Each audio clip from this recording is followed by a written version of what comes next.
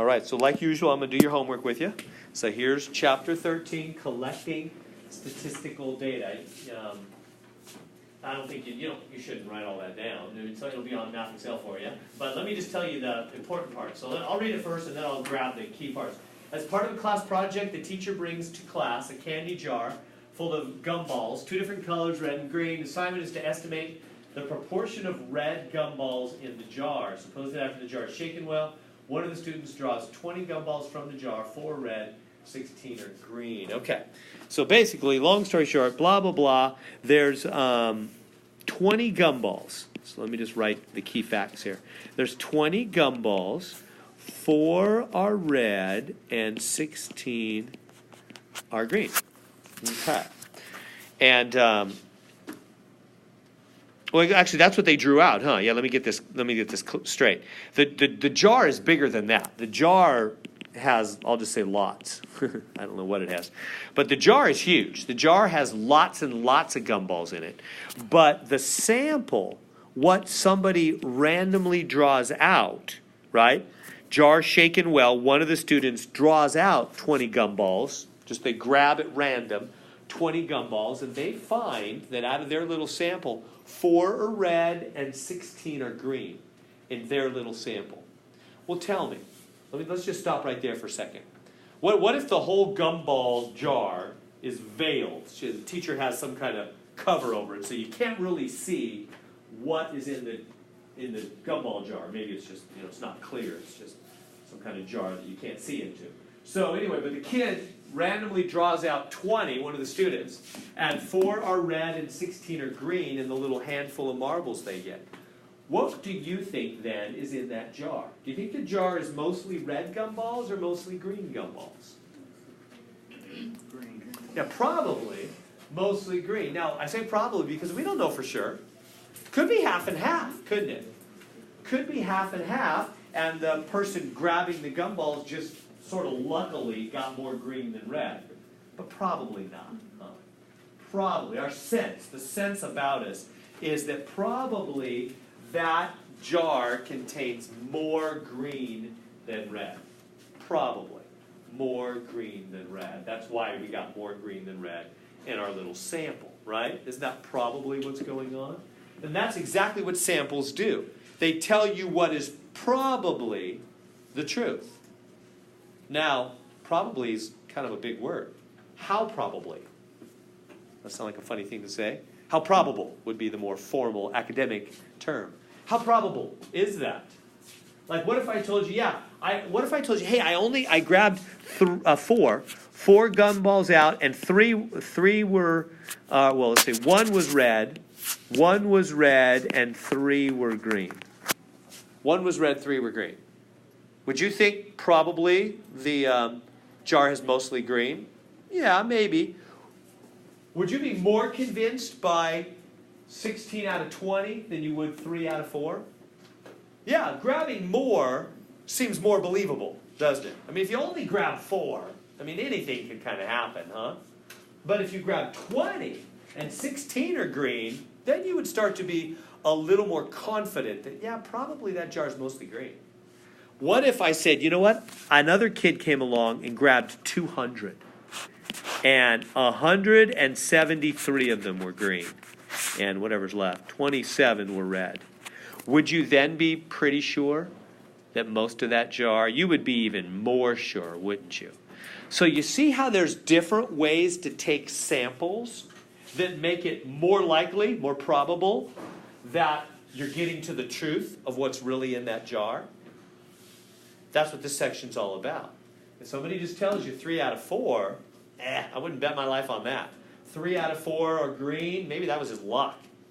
But 173 out of 200 grabbed at random are green, yeah, I might bet something on the fact that that jar is mostly green. I would be willing to put some money down on that, right? That's looking much more likely. Where does this matter in real life? Well, the way we see it most commonly done is when they poll for elections, right? When they're coming up, especially on the presidential election, the national election. Remember all those polls they always do right beforehand? That's basically sampling, huh? They're asking different groups of people, who are you going to vote for, who are you going to vote for, and the people say, and they show us these numbers all the time on the TV until we're sick of seeing it, constantly showing us the polls and the numbers, and they're trying to predict what the truth actually will be come November, when the actual election is held and the gumball jar is opened up and you see how the nation really votes, right? They're trying to predict in advance. That's exactly what we're doing here. We're trying to say what's really in that jar by grabbing little samples. And even more important than that, not that whoever's the president doesn't affect us a lot, that does, but how about medical treatments, right? There's a new, what if you have cancer? I have a good friend, 10 years younger than me, that has a brain tumor. Anyway, what if a new treatment comes out for cancer and the doctors say, yep, this new treatment gives longer life. We've done it on 10 patients so far, and 8 of them lived 5 years longer. 2 of them, it didn't help. There was no help to 2 of them. Maybe they even lived shorter. Would you try it? Maybe. What if they told you, you're wondering, is that sample believed? Because you're wondering, does the medication really, in fact, work better or not? Medicine uses this based on samples. They try it on a few people, right? Guinea pigs, sort of, right? They try it on a few people, and then they keep it. Now, if they only did 10 people, who knows? 10 people, anything can happen. Maybe those people were just healthier anyway. You know, that's always the problem. You don't know, right? They could have just been sort of healthier anyway. But what if they said, we've tried it on 1,000 patients, and 793 of them had longer life, better health, and 207 did not benefit. Well, then it's seeming more believable. It's very much more likely. You can't have, if you're grabbing 1,000 people at random, it's not very believable that 793 just happened to be more healthy. That's just not very likely, is it? You'd start to believe that treatment is probably more effective. So do you see how in life we're constantly making decisions based on less than complete knowledge, right? And we use samples and a little bit of information to tell us about what's true in reality. And we make judgments. That's the whole area of statistics. We're just going to touch the surface of it. But if you take a whole statistics course, that's pretty much what statistics is about. How much numbers, how probable is this? How likely? Can we put an actual percentage on that? What is the actual chance that this was just luck or that was just luck and the medication treatment doesn't really work better or maybe makes you worse, right? Well, so we're not going to the whole full-fledged thing. But that is what statistics is all about. Very useful for real life, for decision-making about what the truth really is. So anyway, getting back to this then. So that's the basic idea of a sample telling us something, inferring to us information about the reality, about the whole. So let's go back. I'll get rid of all my scribblings there and start afresh. So what happened then? We have a big jar full of a bunch of marbles. We're not sure what's in there. A sample was taken out of 20. Again, in the sample, 4 were red, 16 were green. Let's go through the questions. Describe the population for the survey. Everybody get one of these? You ever got one? Okay. So I've written all the terms down for you, so you don't have to write. Just put this in your notes. Eventually, some of these I'm sure you'll want to put in a 3x5 card. But so here's all the words we're basically going to go through. Right away, they're asking me in question A, describe the population for this survey. Now, what is the population? Well, right at the top, I'm writing for you target population. It's the entire population about which we want to learn some characteristic. That sounds kind of formal. What does that mean? Population is all the gumballs in the jar. Yeah, what are we trying to learn something about? All the gumballs in there. We want to know that whole jar, what's in there? Is it mostly red, mostly green? We're thinking probably mostly green. The sample of only 20 tells us something about the population, which is all in the jar. Does that make sense? So population is always the whole thing. Sample is always the small thing taken out of the population. So, for example, when you're polling for a national election, They'll take samples of people and ask them ahead of time who they're going to vote for. That's all sample stuff. And then on actual election day, that's the population, because that's what the whole population of the nation actually does vote for. Everybody getting the difference in those two? Sample is small, population is big. It's the whole thing. Okay, so describe the sample of the survey. Choose the correct answer below. What's the sample? Well, as I've already got the answers there for you, the sample is all the gumballs that were taken out of the jar, the 20. That's the sample, as we said. All right. This chapter, this is one of those that seems really simple. I assume you're probably going, well, that's easy. This is great. This test is kind of tricky, though. You have to really know those words. And I'll show you. Even be looking at that practice exam ahead of time. It's already out there for you. Because it's kind of tricky when it gets to the actual exam. The little words, they trick people. So I'm not trying to trick you. So I say that to give you a heads up. Really focus in on what those words are saying, because they try to be tricky. Look at that. Okay. So on, something bad happened there. Oh, what happened? All right, let me try it again. There we go. All right, so on C, it's asking the sample statistic for the percentage of red gumballs. Now, on your sheet, sample statistic is somewhere. There it is, statistic. Like, what is statistics? What is a statistic? It says right there, it's a numerical estimate of the true parameter found by using a sample. So in other words, how could we do it? What if I said, hey, what's the average age of students on campus at Fresno City College? What's the average age? What's the average age of students at Fresno City College campus? How would we? I don't have no idea, but how would we figure that out? What's that? You'd have to ask. You'd have to ask, and who would I have to ask to find out the average age of all the students on campus? I'd have to ask every single solitary student. I don't know if that's even possible, right? I mean, how could we do that? Well, page looks like the office to get the records. Yeah, there you go. I mean, in reality, everybody, actually, even some people don't enter their age when they register. But if they all did, most do. You're right. I mean, that'd be the way you'd officially do it. Right, correct. Yeah, that would be called the real average age, whatever it is. I think it's like 19 or 20. So the true average age, that's called a population parameter.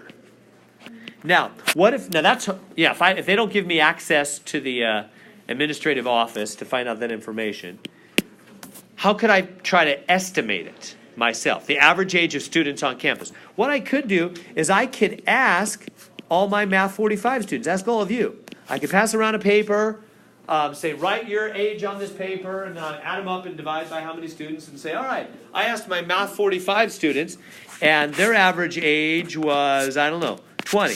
And maybe the population parameter came out 19. So that is called a sample statistic. So I want to help you get those two words down. So statistic is taken from a sample. If I just asked you all what your age was, you're not the whole college. You're just a small group of the whole college, right? So you're like taking 20 gumballs out of the jar. You're not the whole jar. So if you want to know population parameter, which is the real deal, you got to ask the whole school or go to the administrative office where the whole school's ages are entered. Everybody seeing the difference in those terms? We're going to constantly go back and forth between those two terms. Population parameter, sample statistic. Parameters, the real deal. It's the real average age on campus, whatever that is. A sample is just the little group I asked. The sample is trying to help you find out the real deal. So when they poll, for example, before a national election, when they ask people who they're going to vote for, the poll, not the pool, do the pool. The poll is the sample, and on election day, November, whatever it is, first Tuesday in November, is that what election day is? That's the population parameter. Everybody see the difference? Election day is the whole population. It's the parameter. In the end, this is what actually happened. All the polls they do forever beforehand are samples. They're just small groups of people they ask. Okay. So, yeah, let me get back to their question. I'm not really answering their question. C, the sample statistic for what? The percentage of red. How do we find the percentage of red? In the sample. We're talking about the sample here. Well, in the sample, remember, what was that? I can't remember. Was it 20 gumballs, 4 red? Okay. 20 total, 4 red, 16 were green.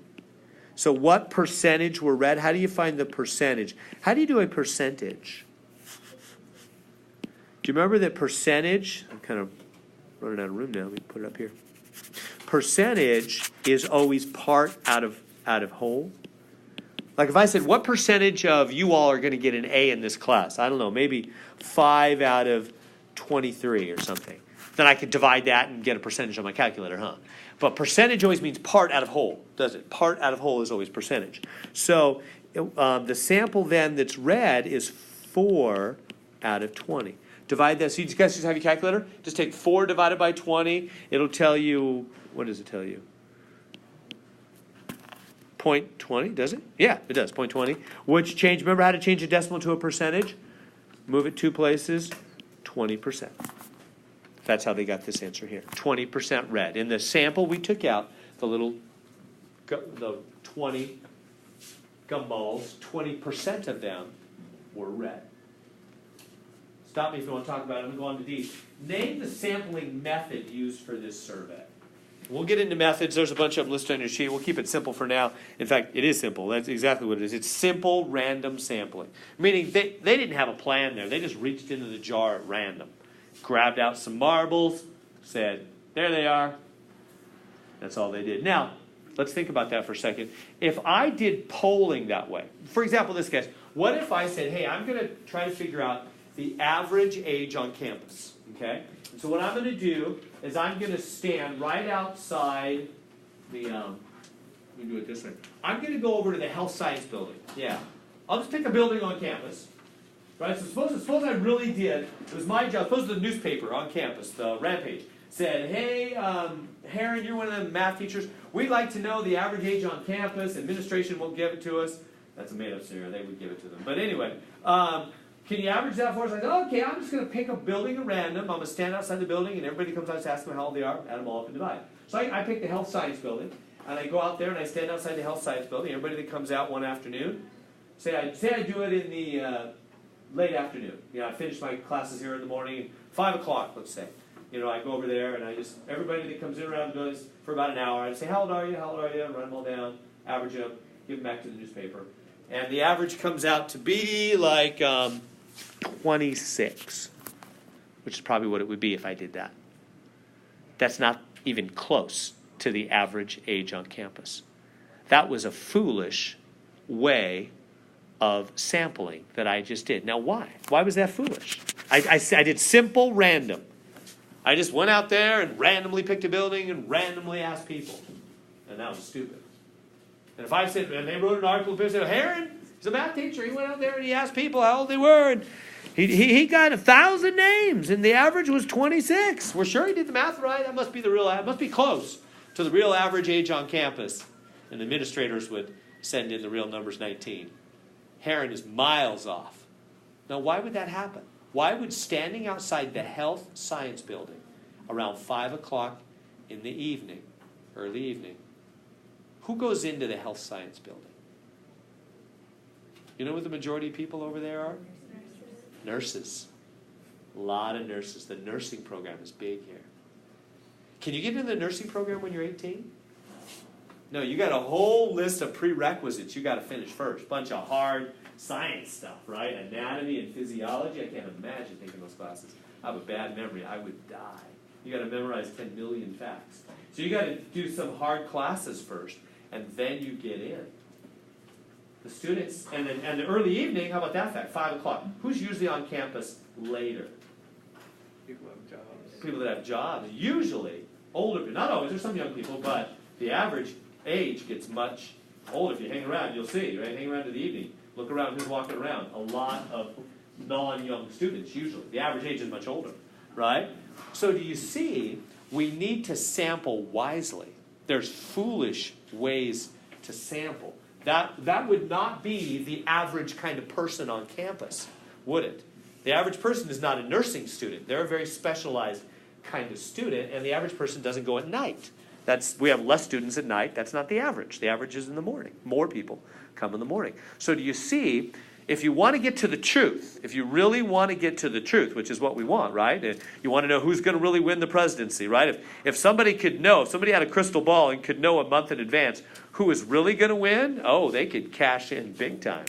There would be a lot of power with that knowledge. With knowledge comes power, right? My dad used to always say, if you could just have the newspaper one day in advance, you could make $1 million, you could do all kinds of things. Knowledge in advance is power. So we need to apply wisdom with how we survey things so that we really get to the truth and not living in a fantasy world about what really is the truth. So if you don't do surveys wisely, you won't get to the truth. All right, so that's what this section is all about. So simple random sampling is not always the best way. We'll talk about why. Okay, part of a class project, the teacher brings to class a candy jar. Same thing, red and green marbles, blah, blah, blah. Assignment estimate, blah, blah, blah. Suppose the jar, blah, blah, blah. 40 gumballs. All right, so they took out 40, 9 red, 30. That's all I really need. So 40, so let me write the key facts up there for you. All you really need is that. So we've got the sample that they took. They took out 40 at random. 40 gumballs. 9 were red, 31 green. So 9 red, 31 green. 9 red, 31 green. And the jar has 50 red. And so now this time kind of different. They're telling me what's actually in the jar. They didn't tell me that in the last problem. Everybody see the difference? They're telling me what's actually in the jar. What's truly in there. Truly in the jar is 50 red, 150 green. That's what's really in there. Somebody grabbed a random sample of 40 and happened to get 9 red and 31 green. There's really 200 marbles in the jar, huh? 50 red, 150 green. All right, here come the questions. Part A. Give the parameter for the percentage of red gumballs. Okay. So we just did this in the last problem, right? Can you do that real quick? So go ahead. Find the percentage of red. Find the parameter for the percentage of red. You guys have a calculator? The answer's up there, 25%. See if you can get that. See if you can get that answer. The parameter for the percentage of red.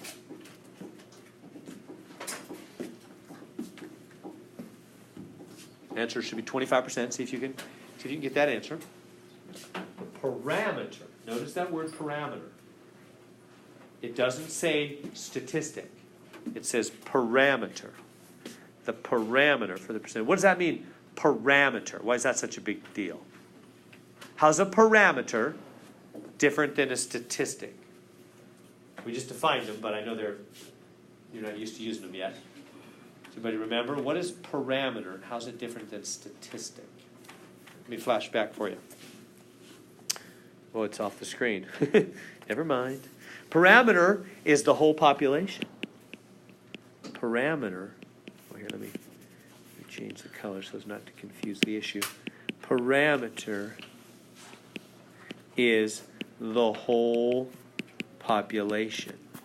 Remember, statistic comes from the little sample. Parameters, the whole thing. You guys with me? So those are probably like the main 2 words in this chapter. I guess it's 4 words. Population, parameter, sample, statistics. Kind of nice, they go together. PPSS. They go together. The whole population, those are parameters. And a little sample, a little subgroup of the whole population, sample, statistics. So they go together. So when they say parameter here, they're not talking about the 40 in the sample, are they? They're talking about this stuff. The whole population of the jar. Not just what we grabbed in our little sample of 40. Everybody tracking with me?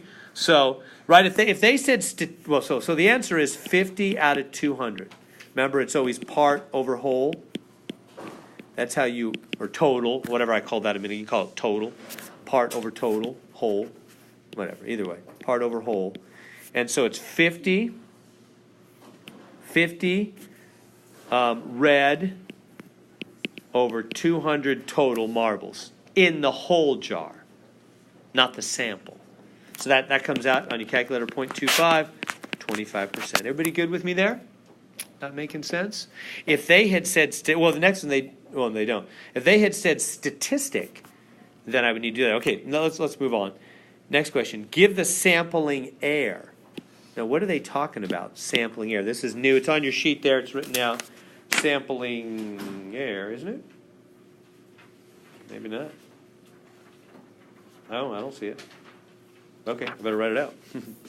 So, sample error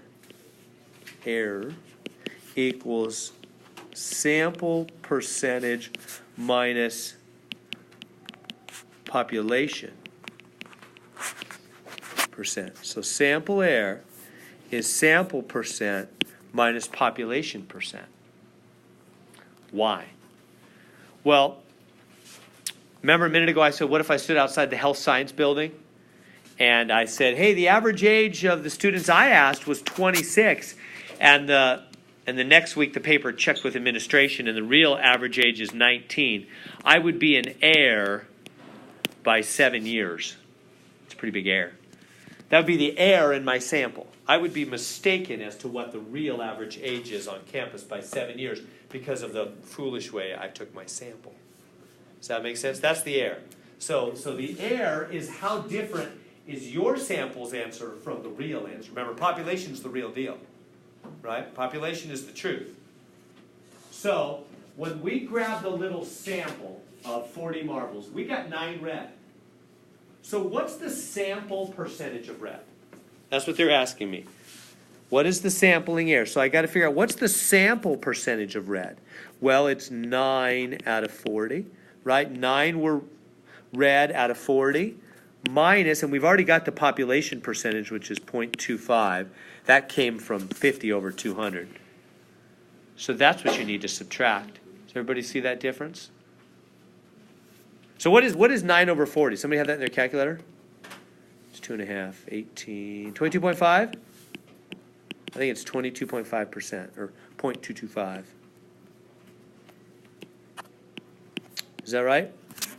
So it's 0.225. So it's 0.225 minus 0.25. That's how much of an error is being made. Subtract those, and you get, what do you get? 0.025? It's negative, but we don't care about plus or minus. Am I going too fast? Are you guys seeing what I'm doing there? So an error, whenever you try to estimate something with a sample, is everybody getting the idea? Just like when they tried to predict in advance.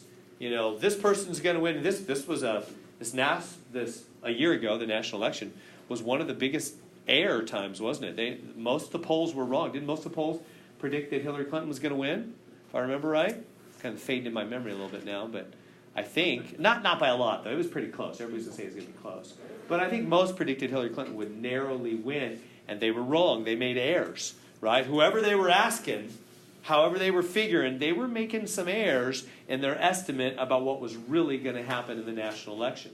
So it's your sample answer, take away what really happened in the population. That's how much you were in error. Like with my age prediction, how much error I had. So you just take the sample percentage, that's the numbers that come from the sample, minus the population numbers.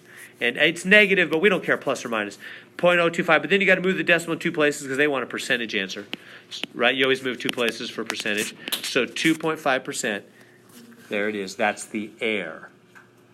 What that means is the sample, we got 22.5% red in our sample. When we grabbed a sample of 40, we got 22.5% red marbles. So we're thinking, there's probably 22.5% red marbles in the whole jar. In reality, it's close.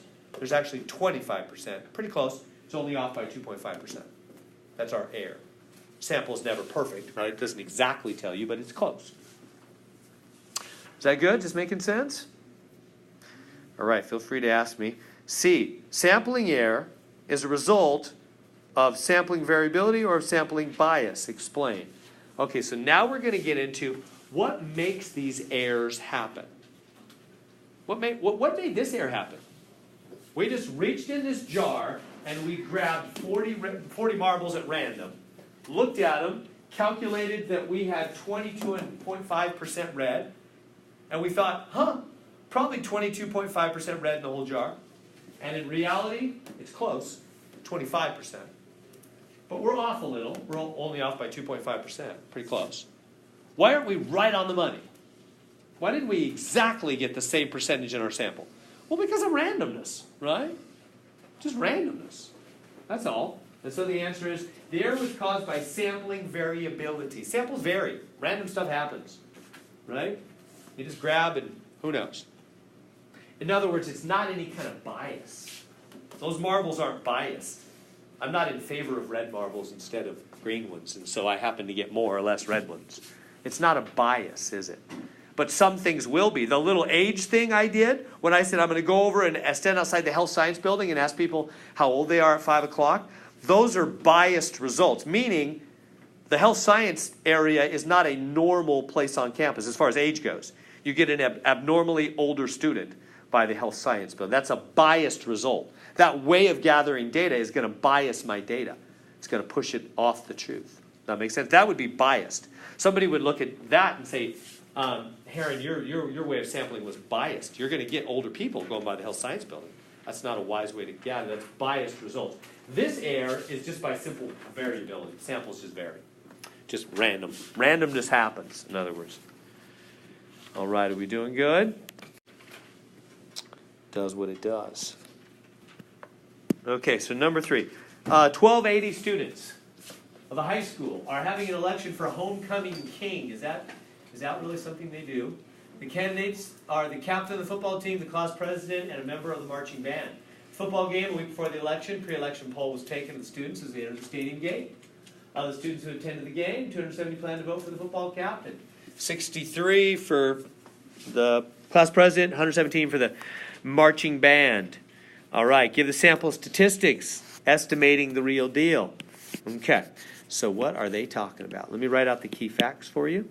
So 270 we're going to vote for the football captain. So basically they asked people, they went to the football game a week before the actual election. So a week before the school had the election of homecoming king, a week before, they went to the football game, and as people were coming in or going out, I don't know, whatever, as they entered the stadium gate. At the football game, as people were going in, they asked them, hey, next week, who are you going to vote for homecoming king? Are you going to vote for the football captain? Are you going to vote for the 270 said they vote for the football captain. 63 said they're going to vote for the class president.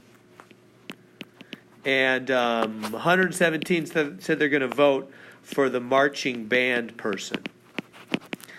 So that's what they predicted ahead of time. Can we first off find the percentages? There I have the answers. Can we see how that was calculated? How do we do that? How do we figure out what percentage voted for the football captain? The total number of people who went to the game. Got to get the total first, huh? Yeah, add them up. What is that? 15. You can use calculator for all this stuff. I definitely would. 450. Thank you. 450 total, yeah. So 450 people were surveyed. 450 people surveyed.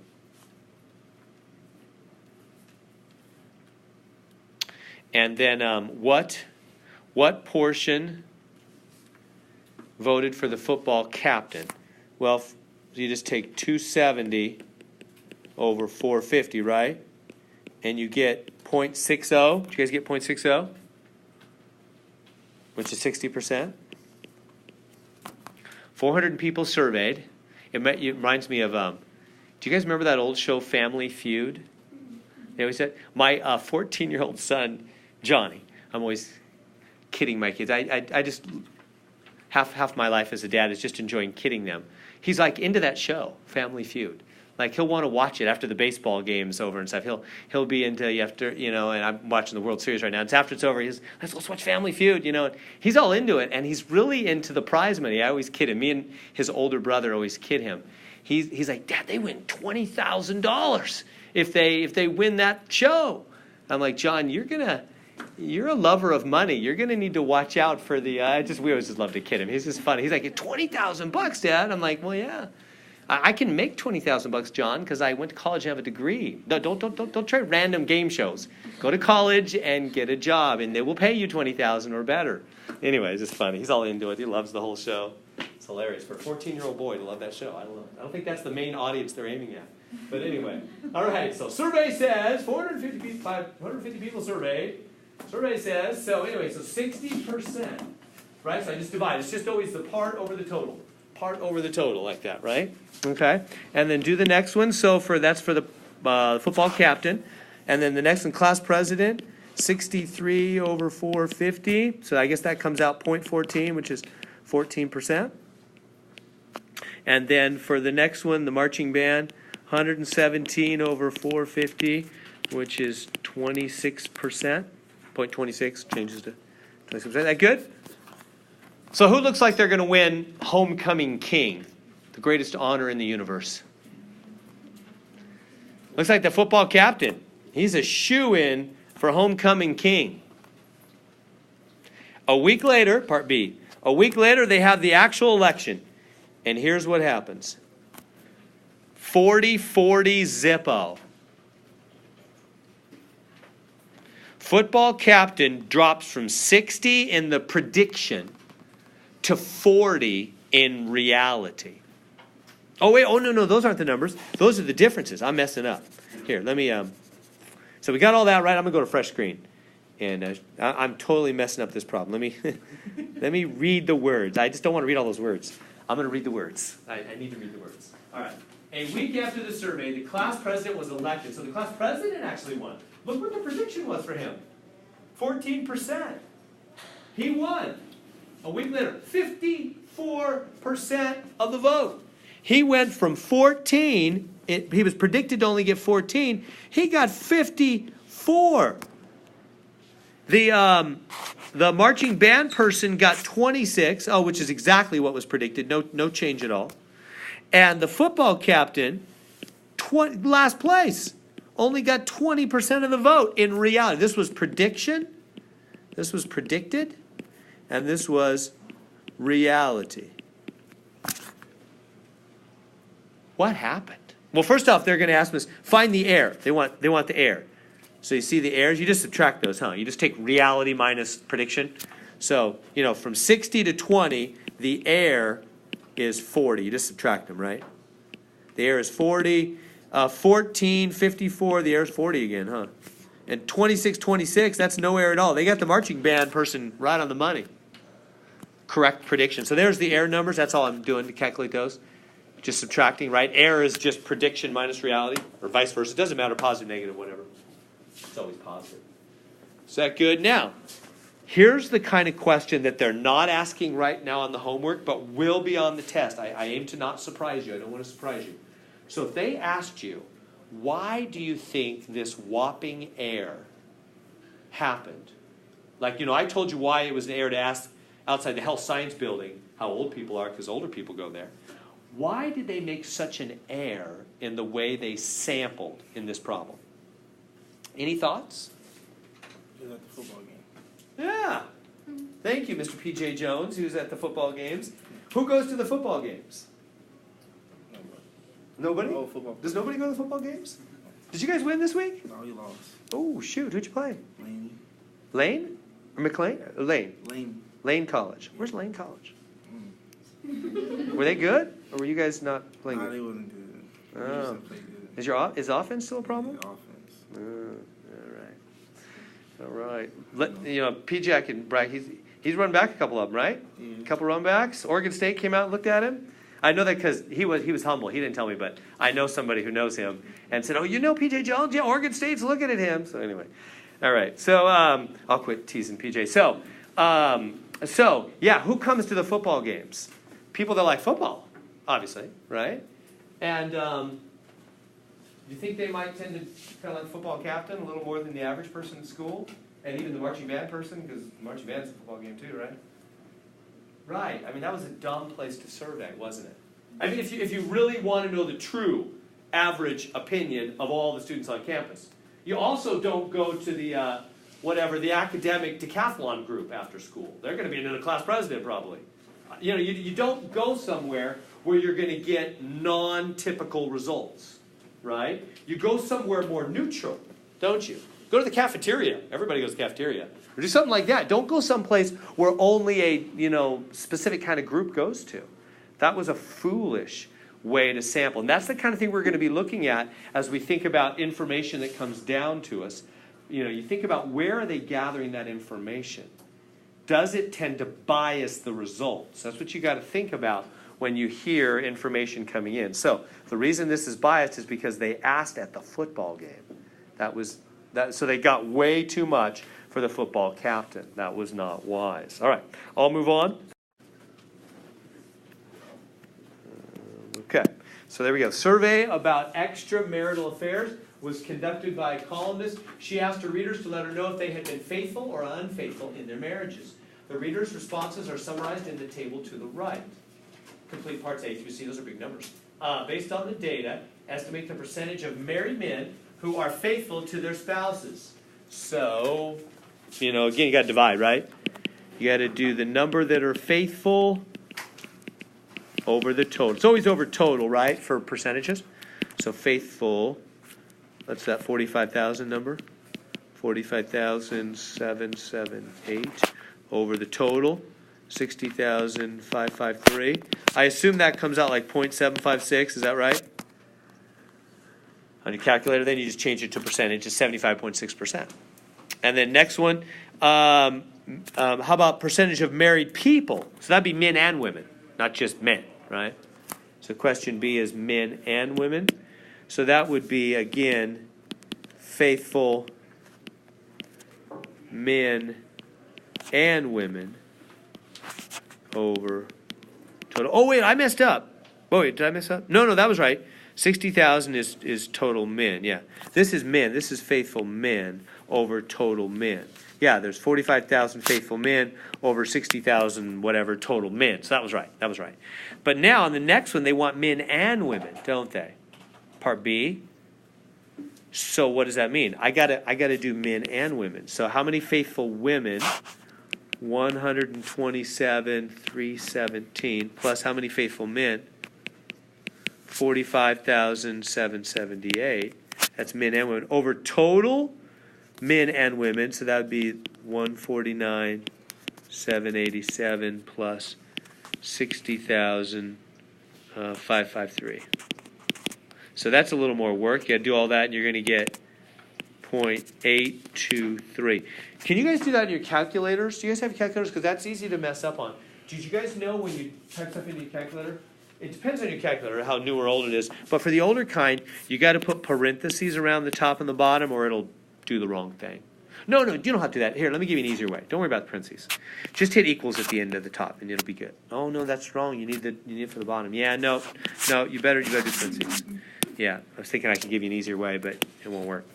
Yeah, or you can just do it ahead of time. Yeah, you don't need to do parentheses. If that bugs you, just add them up on the top, get your answer, write it down. But this way you don't have to write things down, either way. So you can either type it all in with parentheses, like I'm showing you, or you can just add it, probably safer, just add at the top and write it down. It's a little more painful, but it'll give you the right answer. What is it, 170 something? What's that top? What are those two top numbers added up? 172 or 3? Or 095. Thank you, Johnny. And the bottom, add those up, 210 something? 340. Thank you. Yeah, so add up the top, add up the bottom. Then when you divide them, do you get the 0.823? 8.22929543. Okay, yeah. So it rounds or whatever to 82.3%. Is that good on that? Okay, so that's just, so be careful when it's just asking about men, just take the faithful man over the men total. And when it's asking about all people, take men and women over men and women total. And just be careful with your numbers. Okay, now part C says, how accurate do you think the estimates in A and B are? And I checked not very accurate. We'll talk about why next. Choose the correct answer below. The sample was not representative of the target population. Yeah, just real life for a minute. Why do you think these results are probably, they're saying 75% of men are faithful and 82% of all men and women, are faithful to their marriages. Why would gathering data like, so I don't mean anything other than just the numbers. I'm not meaning some deep thing about marriage or people. I'm just meaning the way they gathered information. Why is the way they gathered this information probably not very reliable? Why should you, if you read a study like this, probably shouldn't put a lot of stock in their results. It's probably not likely to be very close to the truth. Why? A lot more women than men. There's a lot more women than men in the study. That's a good point. There are a lot more women than men. That's not something people would admit to. Right. It's not something that you tend to tell the truth about, right? I mean, that's kind of the nature of the whole thing. It's all about deceit, right? So it's not something that people are going to, it's not like saying, how many kids do you have, right? Where you're not going to, oh, I'm going to lie about that. You know, it's not, you know, so that's a big problem. Good point. And then there's also a more subtle problem. What this person writing this article, what are they trying, in the end, what is their desire to prove? They're trying to prove something about society as a whole, aren't they? They're trying to say, hey, because of this study, I believe that 82% of all people are faithful and 75% of all men are faithful. But they didn't really ask all people or all men. Who did they ask? Their readers. Do you realize that's like me going over the health science building? Or going to the stadium football game and asking you who you're going to vote for. That's a certain particular kind of group. Are you getting the idea, this theme we're hitting on? If you want general results, you have to ask it and gather your data in a general way. Asking your readers of this particular magazine, whether they've been faithful, even if every one of those people is telling the truth, that's still not general people. These are a particular brand of person. What kind of person? The person that reads this magazine, whatever this magazine is. And that makes different people, right? You know what I mean? If you take the group of people that read Sports Illustrated, or the group of people that read National Geographic, or the group of people that read Time magazine, in general, those people are going to be all different kinds of groups of people, aren't they? They're not going to be like each other. They're going to have different characteristics. So that's the problem here. That's the more subtle problem. You cannot take a particular kind of person, a person that reads the magazine, and offer generalized results. All you can say is, among my readers, 82% were faithful, 75% of men. Among my readers. But you can't say, among all people, which is really what they want to say. If they want to be able to say among all people, then they got to gather their data among all people. They can't just be asking their readers. They got to go on the streets and ask everybody, readers or no readers. They got to gather the data in a general way, not through a specific funnel. Does that make sense? That problem, that's what makes the results, that's the more subtle reason the results are not believable. And that's what this says here. The sample was not representative of the target population. I put that on your thing. Target population. What's a target? It's what you're aiming at. It's what you're aiming at. So what are they, in this study, she's aiming at making a statement about the general population. That's her aim, clearly. And yet, the sample she took from, the sample was not from the general population. It was just from her readers. It did not represent her target. Her sample does not represent her target. It's like me going to health science and asking how old they are and trying to make a statement about all Fresno City. That sample does not represent my target. And so your data is going to be off. We see this a ton in presidential predictions. I'll get into that maybe Wednesday. No, Thursday. Anyway, before we run out of time here, 10 minutes. I'm going on and on. Waxing too long here. City planning, blah, blah, blah. I don't need to read all those words. Here's what they did. They basically stood out in the street and they asked people if they want to spend public money to build something or spruce up the downtown, I think it was. Whatever. Who cares? So these interviewers went out. They had these interviewers go out and ask people, yes or no, do you want to spend money, want the city to spend your money to fix up the downtown? And different people said yes and no. Notice all the non-respondents, right? A lot of people, they asked them, do you want the city to spend your money? And they were like, I don't have time. And they walked on by. They were non-respondents. That actually matters. We're going to talk about that a little bit now. You might think, well, who cares? We don't know what they thought. They're non-respondents. Well, let's think a little more deeply about that. By the way, everybody got 100, right? 33, 6, those 20 and 80, the total 100. All these total 100, except for they were told to get 100 answers. But person E, they only got, look at how many people, E's not the kind of person you want to talk to, I guess. I don't know what's up with E. But a lot of people were not interested in talking to E. And E got frustrated and quit. That's what the little note says there. E got frustrated. So E did not get all 100. Okay, notice that. What's the sample size? Like how many people did they get answers from? Well, sample size, you would just need to add up. Add. Total is 464. See, it's almost 500. The first one is 100, 100, 100, 100, you know, like 33 and 67, 20 and 80, these two. But the last one is just 12 plus 52, which is 64. That's why it's 464. They got 464 yes, no answers. Everybody good there? Sample size. Okay. Calculate the response rate. Now, that's a new word that's on your sheet. Response rate somewhere. There it is, right in about the middle, just below the punched hole in the middle. Response rate, the percentage of people that answer the survey. In other words, the percent that really gave you an answer, yes or no. A lot of people were non-respondents, right? So what's the response rate? How'd I get that answer there? Response rate is number that answered, number that let's just say responded. How about that? Remember it more easily. Number that responded over total asked. So the number that actually responded yes or no over the total that were asked. How many total were asked? So the number that responded, well, that's 464, right? 464 said either yes or no. How many total were asked? Well, a lot. We're going to have to add up all these. Add these. Somebody have a calculator? What do these add up to be? Yeah, I can't do it. It's like 1,300, 12 or 1,300? Maybe 13? Yeah, 13 something. 1350. You're quick, man. 1350?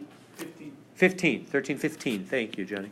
1315. So those add up to 1350, but those are the non-response. So I got to add 464 plus 1315. Does everybody see that? Because these are the number that responded. These are the number that didn't respond. So the add them up, that's the total asked on the bottom. Does everybody see that? So that would be 464 over 1779, I think. Am I doing that right? Yeah, I think so. 1779. Divide that in your calculator, I guess you get the 26.1%. Is that right? Is that coming out? So that's how I calculate that. That makes sense? The number that responded over the totals. What does that mean? What does that number mean? That means only 26% of the people that they asked even gave them an answer. Only 26% of the people that they asked, hey, do you want to do this thing or not? Only 26% responded. Is that a big deal? Yeah, that actually is. Here's another one of the more subtle ways that you get bad information, and you see this one all the time on the internet. What am I talking about?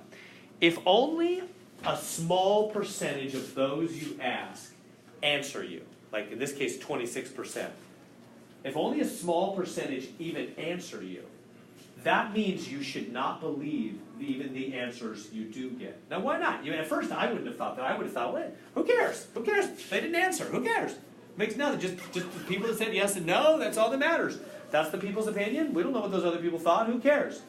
Well, the problem is if you're asking a question in such a way that only a very small percentage of the people even answer you, for example, like if the internet or the radio says, hey, who's your favorite whatever? Who's your favorite movie star? What do you think should really happen with this national situation? And people call in and give us your answer now. You know, people call the radio station and they say, well, I think this or I think that. And then the radio station later says, 92% of our callers said they believe that this or that. You should not believe that data. What I mean is, you shouldn't believe that that's really representative of the population as a whole. Why? Let me ask you, how often do you call it when you hear those things? Yeah, I got 5 kids and a job and many things I'd rather do than call in to the radio station. I never do that, right? Unless it's something that, so who's calling in are people that love that issue. It's huge to them. They either love it or hate it. I mean, it's strong to them one way or the other, right? You're getting the opinion of the extreme people when you do that. That's the problem. When you get a very low response rate, when only a few even answer, that means all the more regular people that don't care a lot about the issue, they have an opinion, but it's not life or death to them. They're not going to bother to call in. But they have a real opinion. And if you really want to know the average person's opinion out there, you really need to include them because they have an opinion. And you're not getting them. You're only getting the extreme views. Yay or nay, for or against, either way. You're only getting the extreme views. The people that are really willing to make a lot of effort to tell you what they think. You're not getting the truth.